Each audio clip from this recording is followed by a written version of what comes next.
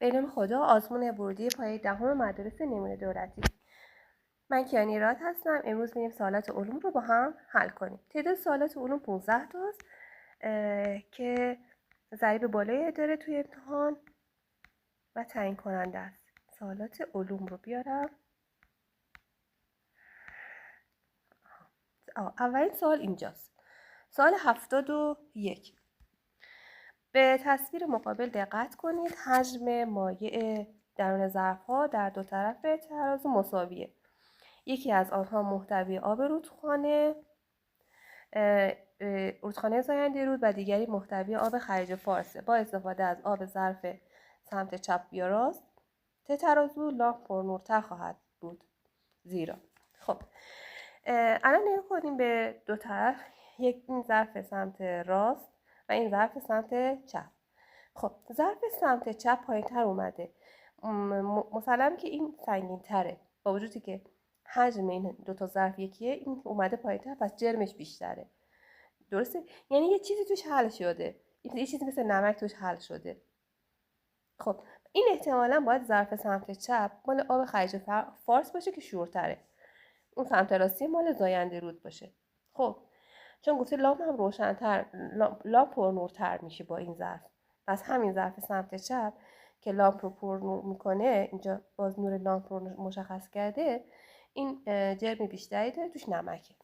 خب توی این گزینه ها الان نگاه کنید، توی گزینه ها 1 2 3 4 شما کدوم رو حذف میکنید؟ آفرین، این دوتا که حذف میشه چون راست گفته. بین 3 و 4 که قسمت اولش درسته، گفته که زیرا. چرا؟ یعنی گفته لامپ پرنورتر میشه به خاطر اینکه نسبت حجم به جرمش بیشتره، که این اصلا به ربطی بهش نداره، به خاطر اینکه داره یونهای محلول بیشتریه. این جوابش درسته. 4 درسته. علت روشنایی لامپ به خاطر اون یونهای محلول بیشتری که در داخلش وجود داره. خیلی راحت میتونیم جواب بدیم.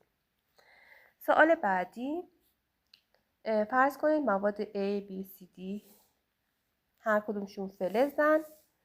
بعد با توجه به واکنش شیمیایی داده شده، واکنش پذیری کدام فلز از بقیه کمتر و کدام که از همه بیشتره. ما کمتر بیشتری رو میخوایم. درسته؟ میخوایم کدوم کمتر کدوم بیشتر. خب اولین نگاه کنیم A D داریم. A تونسته D رو از نمکش جدا کنه، واکنش انجام شده، پس حتما A از D فعالتر بوده که این اتفاق افتاده. اوکی. خب بعدی نگاه کنید C و E. C تونسته A رو از نمکش جدا کنه، پس C از D قوی تر بوده، فعالتر بوده، یعنی C قوی تر از A بوده. خب پس من اینو اینجا یک C بزنم، پس C ما از A قوی تر بوده. بعدی رو نگاه کنید B D. B نتونسته D رو از نمکش جدا کنه، پس B قوی تر از D نیستش، D قوی تر از B هست.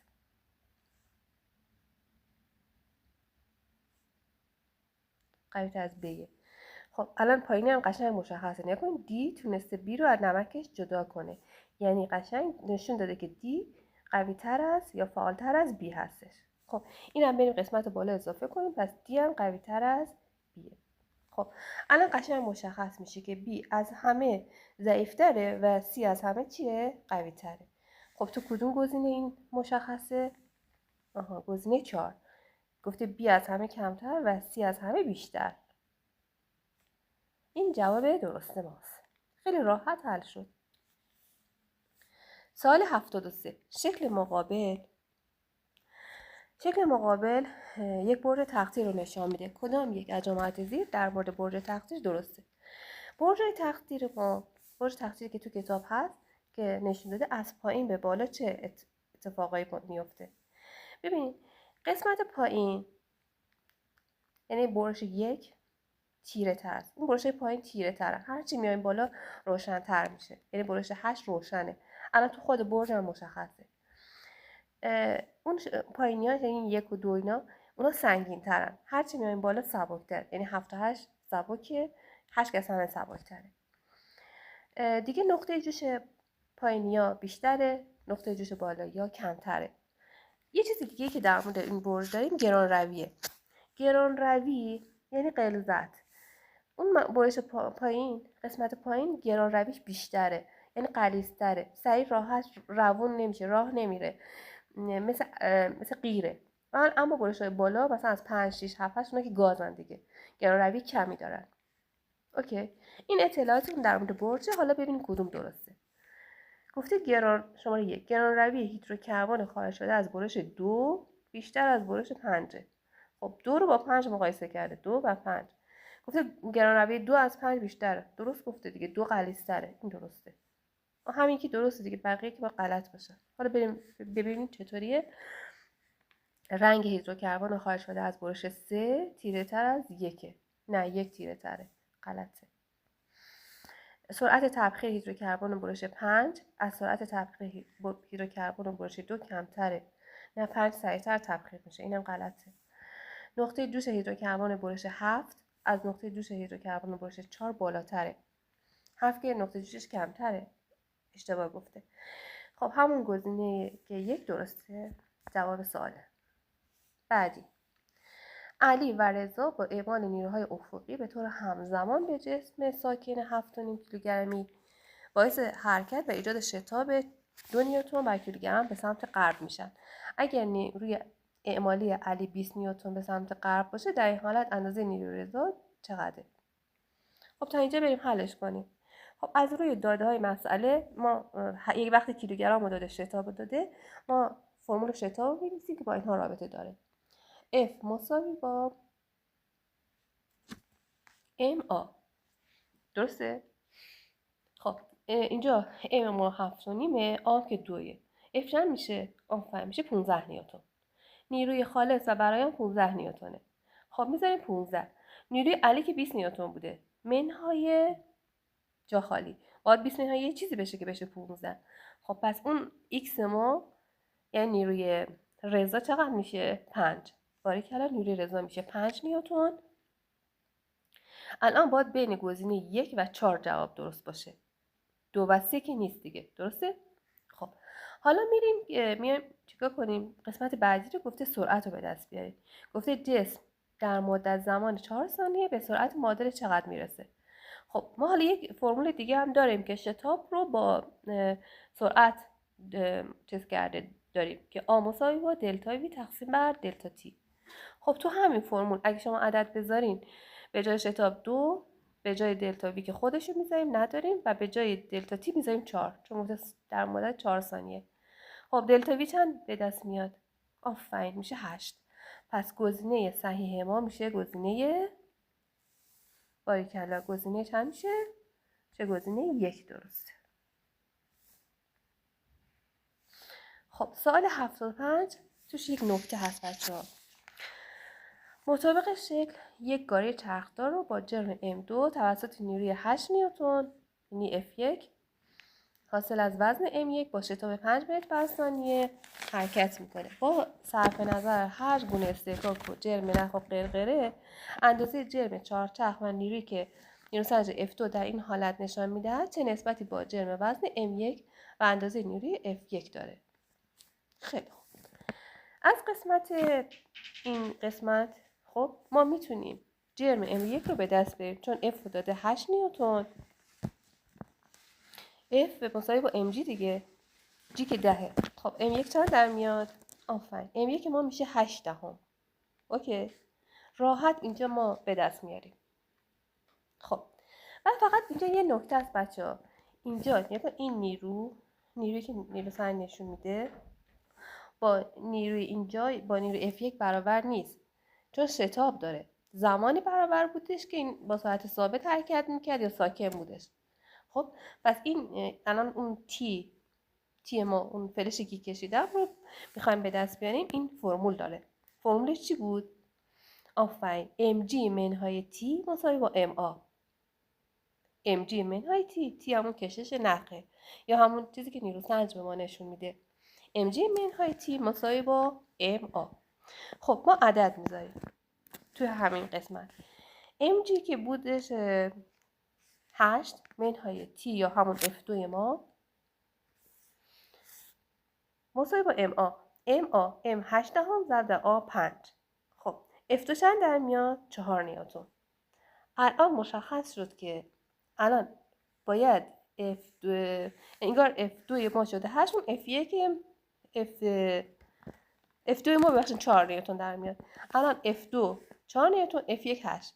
پس باید توی گزینه ها باید یا 2 درست باشه یا 3. اوکی؟ تا اینجا هم اینو داریم. خیلی خوب. قسمت دیگه ما میتونیم از اون آ رو به M2 رو از رابطه F2 مساوی M2A حساب کنیم. درسته؟ خب F2 مساوی با M2A. F2 4، M2 رو نداریم، ضرب در A که 5. M2 به دست میاد 8 دهم. یعنی M1 و M2 تو اینجا با هم دیگه برابر شدن. تو قسمت اول ما M2 رو M1 رو 8 دهم به دست آوردیم، بعدی هم M2 هم شد 8 دهم. خب نگاه کنیم کدوم میشه درست. این درسته. بعد تو جای اینجا که اصلا قشنگ مشخص غلطه، F1 مساوی F2 نداریم چون شتاب داره. زمانی F1 و F2 با هم برابر بود که شتاب نداشتیم. سوال 76. چه تعداد از جملات زیر در مورد پدیده زمین ساخت ورقه‌ای درسته؟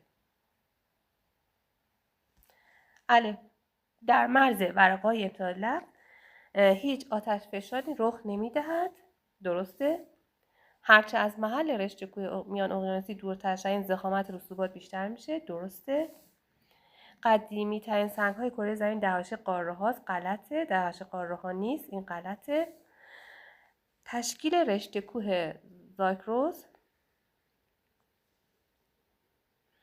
حاصل مستقیم دور شدن ورقه های عربستان از ورقه آفریقاست. این حاصل غیر مستقیمه. این غلطه. 2 تا درسته. این گزینه 1 به نظر من درسته، مگر اینکه غیر مستقیم رو ما درست بگیریم.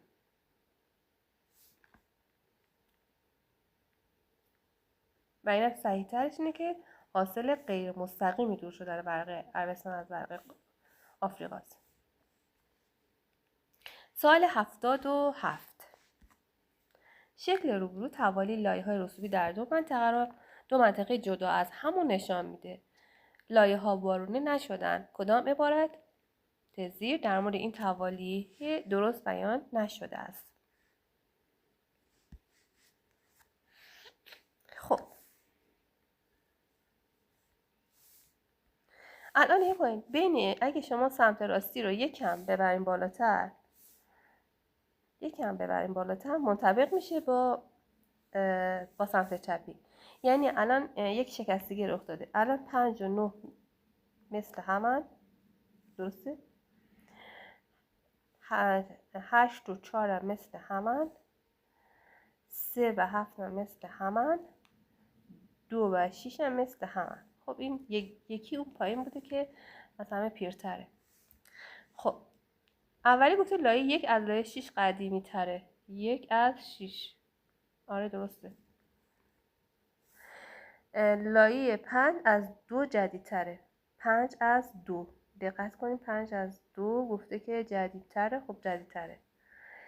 نادرست باید پیدا کنیم. لایه 7 از لایه 3 قدیمی تره. 7 از 3. 7 و 3 که اصلا یکی هست. همین غلطه. گفته غلط پیدا کنیم همین میشه. و 4 سن نسبی لایه 10 از لایه 5 کمتره. 10 از 5. 10 رو نگاه کنیم با 5. 10 از 5 کمتره. درسته جوانتره دیگه. آفرین. خب سوال 78. شکل مقابل یک بالاور هیدرولیکی رو در حالت تعادل نشان میده. مقدار فشار و نیرو F در نقاط A1 و A2 به ترتیب چگونه است؟ خب این شکل کتابتونه.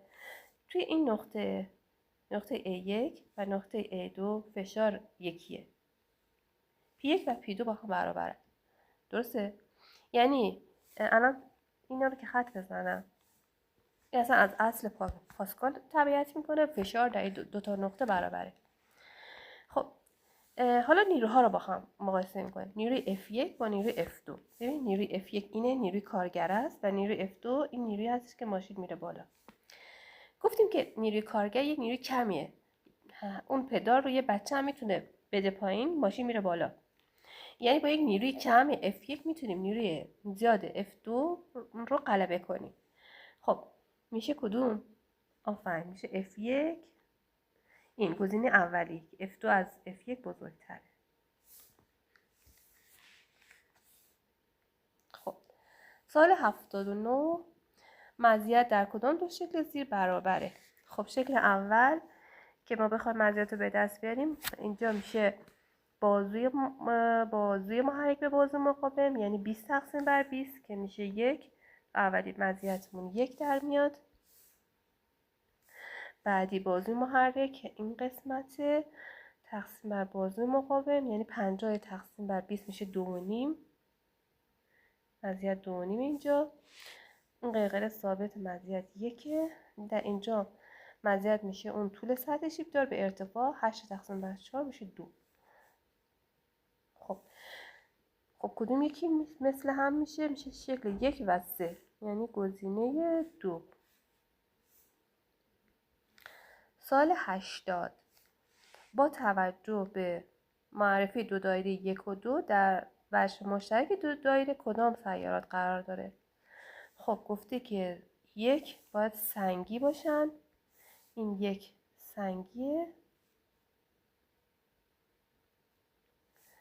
سنگی هستش و 2 قمر داره، این 2 هم قمر داره. خب فصل مشترکش میشه سیارات سنگی که قمر دارن.